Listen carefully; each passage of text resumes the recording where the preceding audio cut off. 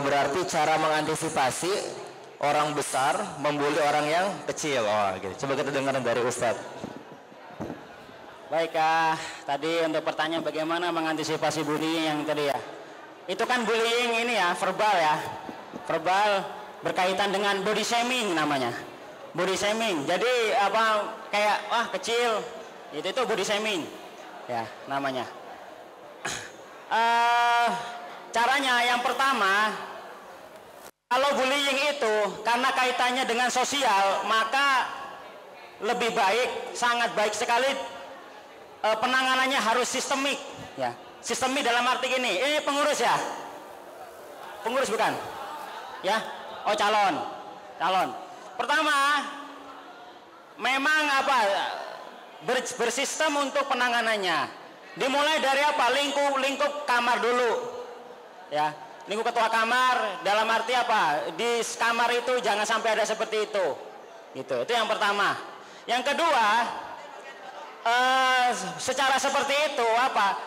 Secara personal, ya, secara personal untuk kepada orang-orang ini, korban-korban bullying itu hendaknya punya tempat mengadu. Selama ini yang saya lihat ya, tapi bisa aja salah, gitu ya. Anak-anak yang dibully itu dia tidak punya atau belum punya tempat mengadu yang proporsional. Dalam arti bisa mewadahi itu.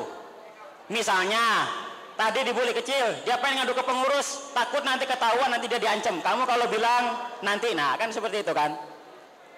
Artinya belum ada pengaduan seperti itu, belum ada rasa aman bagi para korban itu. Nah itu juga perlu untuk apa? Dijadikan sebuah solusi. Artinya apa? Perlu kita bentuk pos-pos pengaduan yang seperti itu. Para korban bullying. Yang selanjutnya, ini yang tidak kalah penting, yang paling penting sebenarnya apa? Mental santri kita harus dikuatkan. Gitu ya. Mental itu dikuatkan. Kenapa? Maaf saja, maaf, gitu ya. Ada yang kan yang namanya santri kan suka manggil begitu kan kadang apa gitu kan. Saya pernah ya waktu mengajar itu pernah ada ya, dapat cerita bahkan ada yang dipanggil dajjal. Santri dipanggil dajjal, tapi dianya biasa aja, gitu. Ada nggak seperti itu? Ada. Jadi yang dibilangin seperti itu tapi nggak masalah. Tapi ada yang cuma dibilangin kecil, terus dia ngambek sebagainya. Nah, di sini kan kemudian apa? Mental perlu diperkuat. Nah, memang bullying itu memang sifatnya relatif, bisa relatif. Karena seringkali bagi satu orang itu dianggap bullying, tapi kepada orang lain ternyata tidak.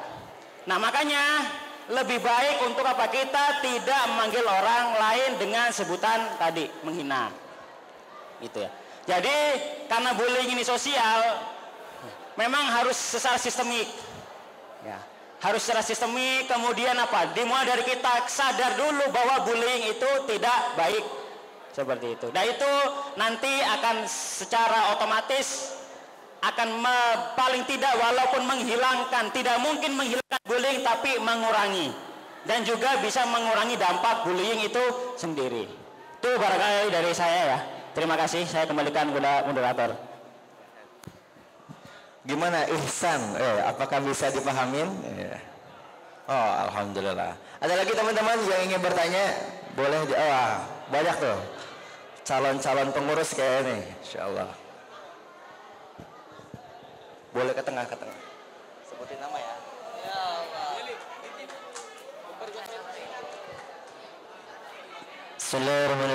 Assalamualaikum warahmatullahi wabarakatuh.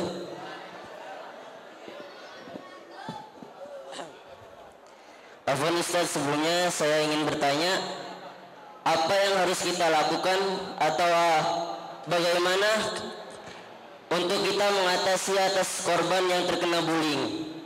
Atau apa yang harus kita perbuat kepada korban tersebut agar mengembalikan semangatnya? Syukran. Wassalamualaikum warahmatullahi wabarakatuh.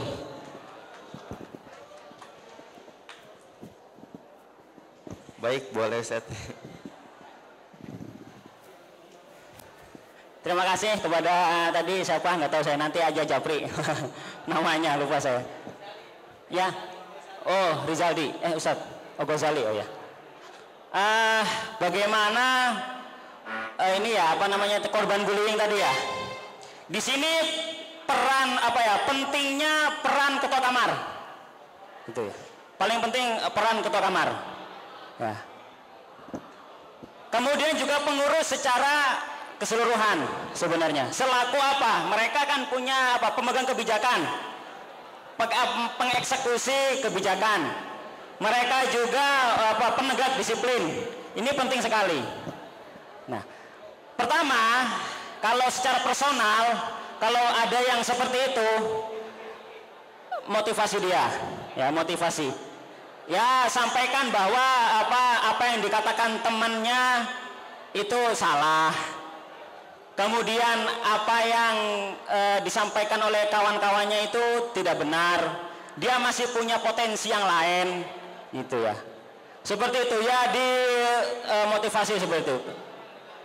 Kemudian kalau memang sudah dari ketua kamar, misalkan dari pengurus sudah misalnya kayak ini sepertinya agak sulit, alihkan saja ke BK, bawa ke BK ya, ke saya atau Ustadz Riza atau Ustadz Aziz Ahmad gitu ya. Ada teknik tertentu untuk bisa memunculkan kembali motivasi.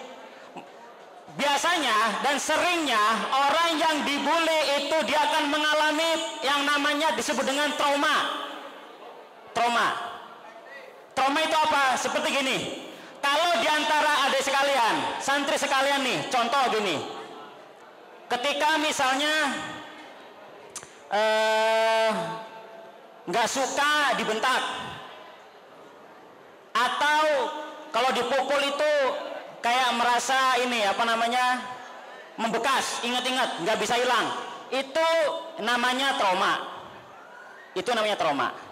Jadi peristiwa berat yang kemudian membentuk, menghancurkan psikologi seseorang itu akan menyisakan trauma.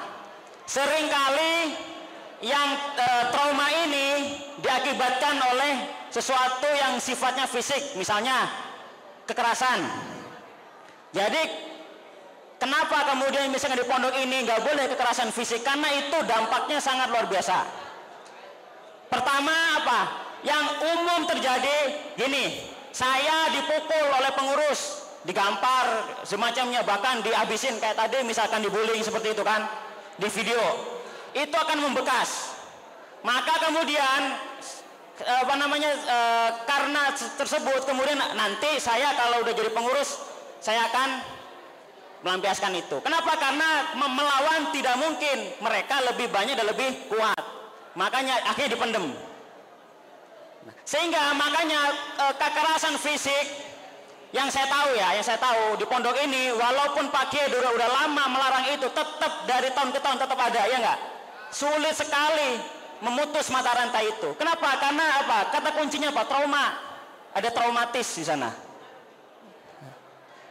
Kemudian hal-hal yang bisa menyebabkan trauma. Maaf nih, kalau perempuan pelecehan seksual itu akan mengakibatkan trauma yang sangat dalam. Ya.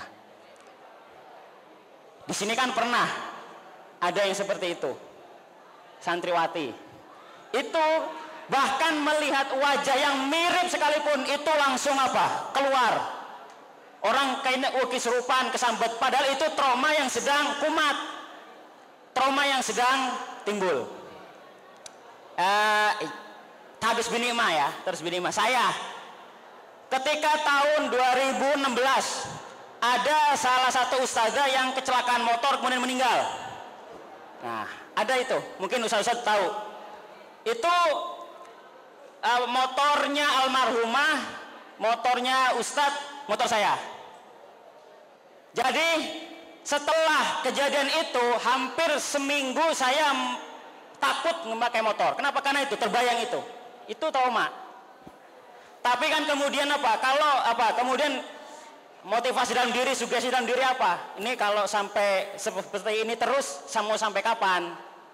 kalau takut naik motor, bahkan ke Lewiliang, pasar Lewiliang aja nggak berani, mau sampai kapan begini? Akhirnya kan tersugesti dia sendiri, termotivasi, memotivasi dia sendiri, melawan itu, dilawan dengan proses yang lumayan, akhirnya apa? Tapi sampai saat ini, kalau saya lewat di tempat kejadian, itu kan di daerah Tajur itu, di daerah Tajur yang menuju arah puncak, itu kebayang masih, walaupun sudah bisa mengendalikan, itu trauma seperti itu kurang lebih. Kalau di antara kalian ada yang malah seperti itu, misalkan apa? Ada yang Wahid, Isnin, Selasa, kemudian aduh, kemudian enggak ini, sangat mungkin itu ada traumanya. Mungkin di rumahnya, atau mungkin sebelum masuk pondok, atau mungkin pas kalau dia kelas tinggi berarti kelas 1 atau kelas 1 PK-nya begitu, kemudian membekas di sininya. Nah, itu silakan nanti ke BK. Gitu ya. Nah, ini dampak bullying seperti itu. Menyisakan trauma. Makanya enggak sesederhana itu. Ya.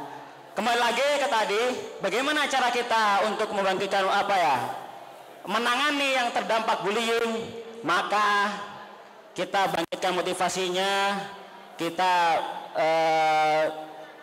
pikirannya dirubah, ya. Ketika misalkan si anak itu dia berpikiran kepada apa yang dikatakan oleh orang lain, misalkan bullying itu, maka munculkan kelebihannya, ya. Makanya si pengurusnya harus tahu, sudah paham. Oh, ini kelebihan kamu di sini. Itu yang dibangkitkan, itu yang terus inikan. Kemudian misalnya disalurkan dengan ekstrakurikuler. Oh, ternyata misalkan nih anak bullying, korban bullying ini suka sama misalkan pasus atau pramuka. Nah, itu apa yang menjadi hobi dia disalurkan. Karena dengan bermain, dengan menyalan itu sedikit demi sedikit akan membangkitkan motivasinya. Ya. Demikian ya jawaban yang saya sampaikan. Saya kembalikan kepada moderator. Ya, baik. Oke, baik. Gimana? Ghazali? Oh, alhamdulillah. Apa ada lagi teman atau Ustadz ada yang mau bertanya? Oh iya, ada lagi. Sekali lagi ya. Ini mungkin sekali lagi. Habisnya ada penampilan. Oke. Silakan. Bismillahirrahmanirrahim. Assalamualaikum warahmatullahi wabarakatuh. Afwan Ustadz, sebelumnya saya ingin bertanya, bagaimana cara merangkul atau mengatasi, menasihati teman kita yang sering membuli antara teman kita yang lain? Mungkin sekian. Assalamualaikum warahmatullahi wabarakatuh. Oh, cara merangkul teman yang suka ngebully, ya. Berarti biar teman kita yang sering ngebully gak ngebully lagi gitu ya. Nah, coba nih. Ya, bagaimana cara menasihati dan merangkul teman yang membuli? Sebenarnya caranya gampang, tapi lebih kepada kalau yang saya lihat itu apakah berani atau enggak, nah, gitu. Perlu keberanian untuk menasihati dan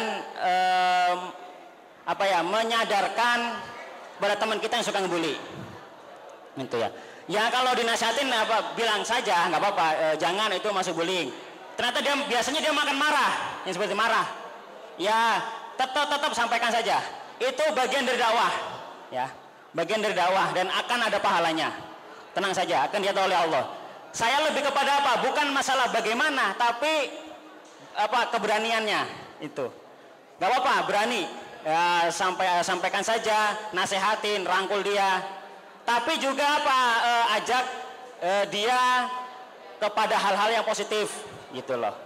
Atau ingatkan dia dengan pepatah Cina. Saya ada sebuah quotes ini kata jadi ancient Chinese wisdom ini. Nah, gini. Sampaikan ke dia begini. Jangan pernah kamu lakukan kepada orang lain apa yang orang lain tidak ingin lakukan kepada kamu. Paham nggak maksudnya? Oh maaf, kebalik. Jangan pernah lakukan kepada orang lain apa yang kamu tidak ingin orang lain lakukan kepada kamu. Itu sebenarnya prinsipnya begitu. Kalau misalkan dia suka ngebully, ya sampaikan masalah. Kalau itu terjadi sama kamu, kalau kamu yang dibully, kira-kira gimana rasanya?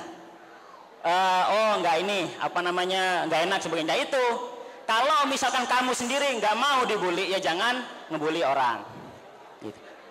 kalau kalau misalkan susah, laporin ke BK, gitu ya, laporin ke BK atau laporin ke keamanan, ya. Ada tekniknya nanti sama keamanan atau nama BK nanti biar gimana caranya biar dia mengalami seperti itu, ya.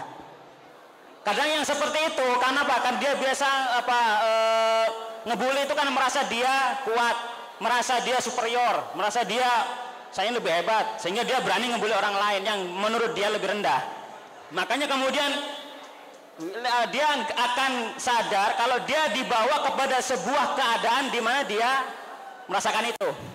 Kalau dia suka ngebully, berarti dia dibawa kepada keadaan di mana dia dibully. Itu akan salah satu cara untuk apa? Dia akan sadar, oh iya ternyata nggak enak ya dibully, sehingga seperti itu. Itu ya, barangkali. Kembali lagi, bagaimana cara merangkulnya? Ya, nasehatin dengan baik-baik, sampaikan. Kemarin kan udah ada seminarnya begitu. Udah, ya ini masuk bullying. Nanti takut masuk penjara loh sebagainya. Takut-takutin aja gitu. Seperti itu ya. Baik, saya kembalikan udah moderator. Sik, gimana? Sudah terjawab ya, alhamdulillah. Oke, selanjutnya kita akan dengarkan hiburan dari teman-teman kita dari tim El Shauki Putra. Kepada mereka kami persilakan. Aki Muan Aim, bangun dan tidur. Oke, ini dia.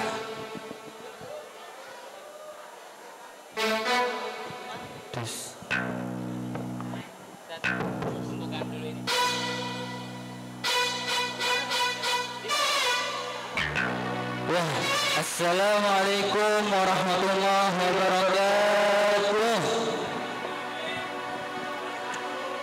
Perkenalkan, kami dari El Shauki Putra insyaallah akan membawakan sebuah lagu yang insyaallah bisa menghibur para hadirin semua.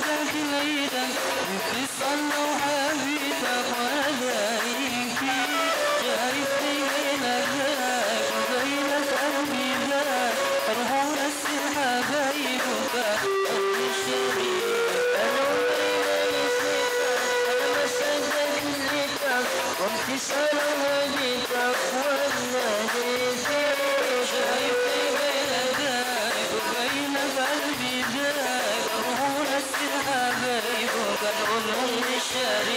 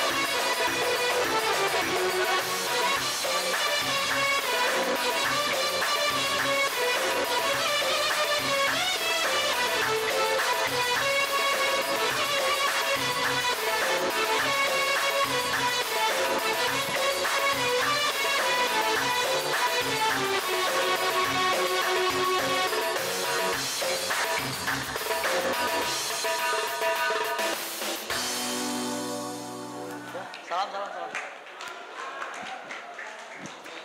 Lagi. Lagi.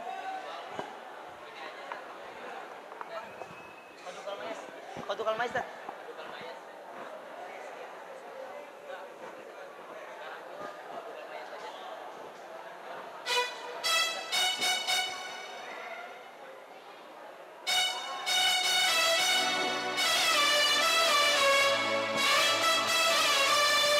Ya, lanjut sekali lagi ya.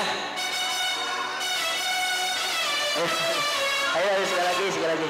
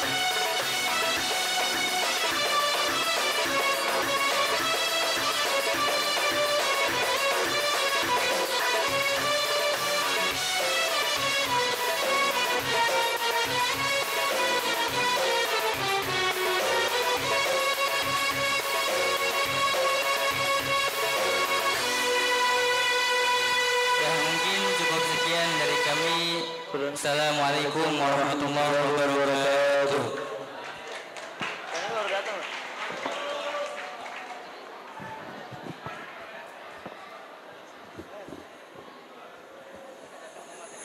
Oke, tepuk tangan semuanya untuk El Shauki Putra. Ada yang hafal lagunya? Oh, lagu-lagu Arab. Kita kagak ngerti ya. Ya. Ada gak yang mau request lagu? Ada gak yang mau nyanyi? Ustaz Daniel. Ada gak yang teman-teman nih yang suaranya bagus atau ke teman-teman yang mau nyanyi? Ayo yang mau nyanyi boleh. Mana nih yang mau nyanyi?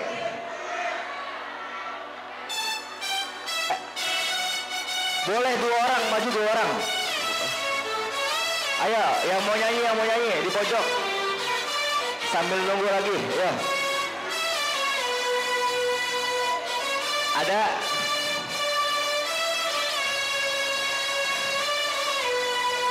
Kemarin Anda lihat tuh di ini solo vokal Adam Purnama, ada nggak Adam Purnama? Solo vokal Anda lihat kemarin tuh. Nyanyilah.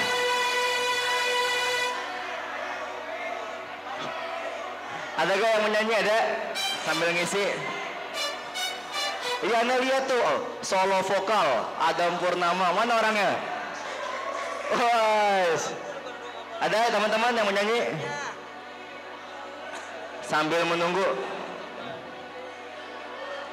Ada yang mau mendonasikan suaranya?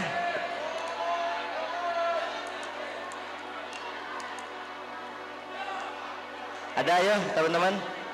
Atau gue ini yang kemarin nyanyi itu tuh lagu yang Aina di mana? Mama di depan. Siapa tuh nama? Yuda, mana Yuda? Oke, marilah kita saksikan Ustadz kita tercinta Al Ustadz Daniel Zain, kepada beliau. Kami persilakan.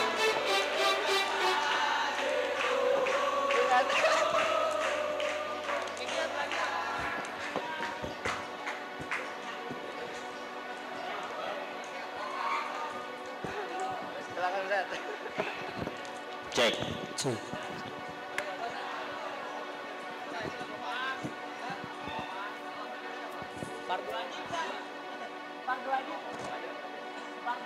Fardu wajib.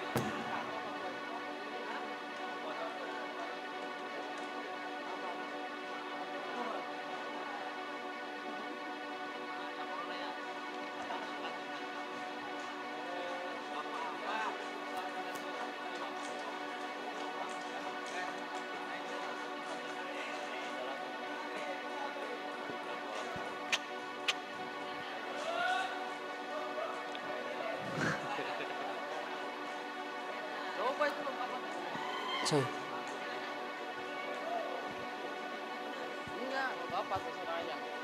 Yang biasa.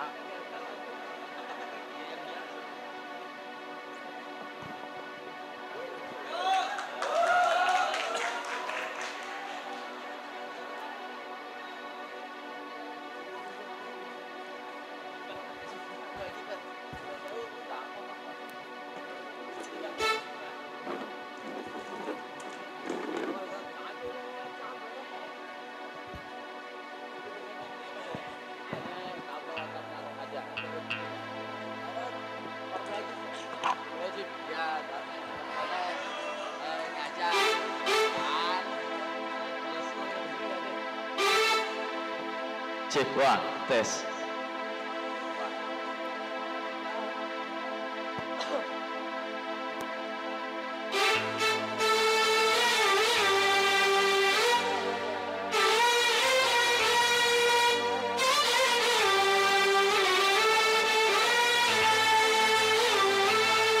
Cek, wah.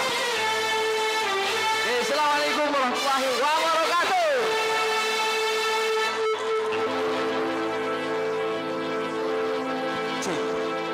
Tetap semangat ya. Yang di belakang itu mana? Semangat. Joget. Gak apa-apa. Hiburan.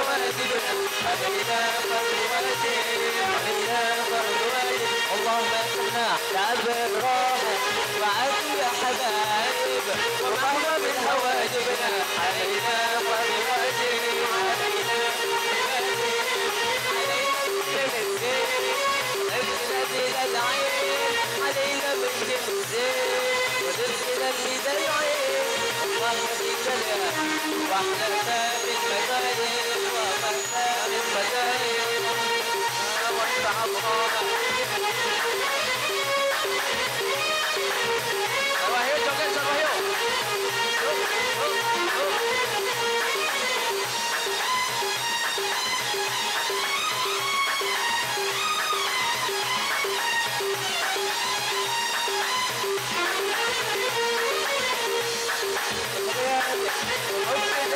ومن مسلم آدم درب الحب ياما درب الويل ومن مسلم آدم آدموا بالسوكيل آدموا بالسوكيل تعبنا وتعبنا تعبت يا هبايب ومهما من هواجبنا علينا فرض واجب علينا فرض واجب الله